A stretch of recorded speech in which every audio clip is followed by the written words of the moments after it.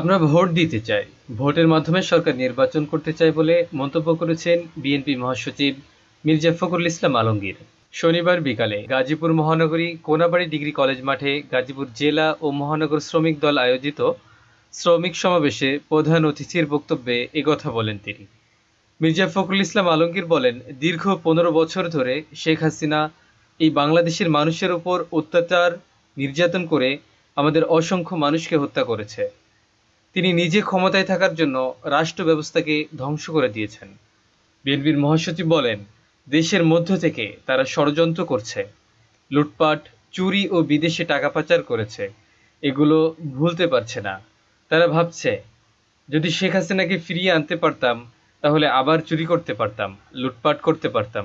এজন্যই দেশের শিল্প কারখানা, বিশেষ করে পোশাক শিল্প ধ্বংসের জন্য উঠে পড়ে লাগছে। তাদের সঙ্গে বাইরের শক্তি কাজ করছে। তারাই করছে যাদের স্বার্থ রয়েছে। তারা জানে আমাদের শিল্প ধ্বংস হলে তাদের দেশ কাজ চলবে, তাদের দেশে কাজ চলে যাবে।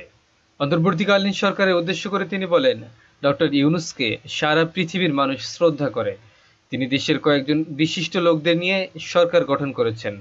আমরা তাদের বলেছি আওয়ামী লীগের জঞ্জাল মুক্ত করে যৌক্তিক সময়ের মধ্যে নির্বাচন দিতে। এ সময় নেতাকর্মীর উদ্দেশ্যে ফখরুল বলেন, এই শিল্পকে আমাদের রক্ষা করতে হবে। আপনারা নেতাকর্মীরা সবাই মিলে শ্রমিকদের সঙ্গে নিয়ে এদের প্রতিহত করুন। মনে রাখবেন, দেশের ৫০ লাখ মানুষ এই পেশার সঙ্গে জড়িত। আমাদের বৈদেশিক আয়ের সিংহভাগ এই শিল্প থেকে আসে।